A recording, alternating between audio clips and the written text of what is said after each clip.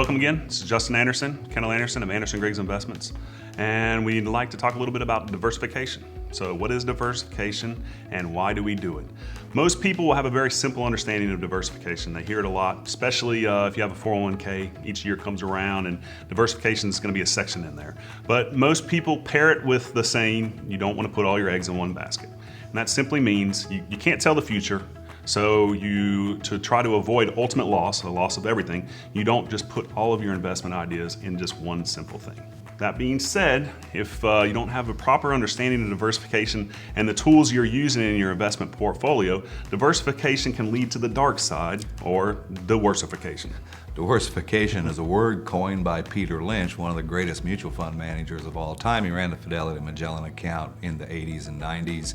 Excellent person, but when he talked about diversification, you can take what he said about individual companies. He says, well, we have one company that's been long-term in a single business.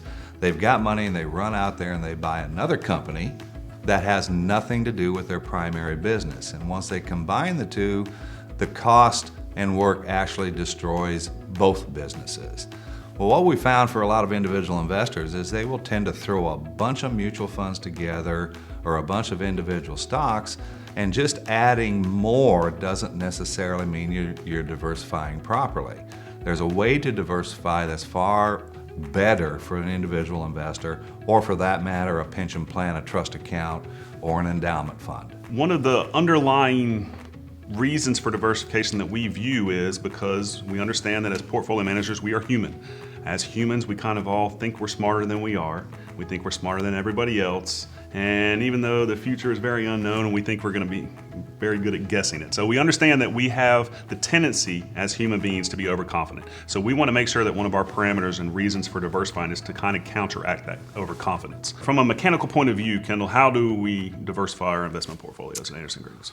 Well, obviously there's different goals for different people. And if we take a typical retiree, they look at their portfolio to earn income. But that income can come from multiple sources. It doesn't necessarily have to be restricted to interest rates. It doesn't have to be restricted to common stocks. More importantly, it's a combination of the two. And a more appropriate way, at least the way we like to look at a portfolio, is we like to look at it as a total return vehicle. The biggest question we have to answer for all clients on a risk-reward relationship is how much of our portfolio we want to own and how much money do we want to lend somebody in return for interest. And that's based on a lot of research that we do internally, and we try to compare returns on an equal footing. The primary goal is not to put all your eggs in one basket, but it goes beyond that. When one thing zigs, the other zags, and you're looking to maximize the rate of return relative to the risk you're taking. And ultimately, to be a good judge and user of diversification, you have to have a base understanding of the investment products you're using. Thank you for joining us.